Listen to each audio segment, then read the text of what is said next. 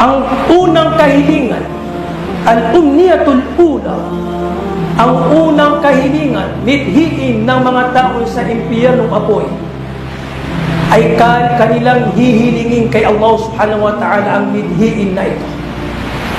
Una, mananalangin sila, mamamagitan sila kay Allah subhanahu wa ta'ala. Hihilingin nila kay Allah subhanahu wa ta'ala na naway sila'y palabasin, paalisin sa impyernong apoy. Dahil hirap na sila. Sasabihin ng mga tao sa impyerno, Rabbana akhrijna minha fa in udna fa inna zalimun. O aming Panginoon, o aming Panginoon,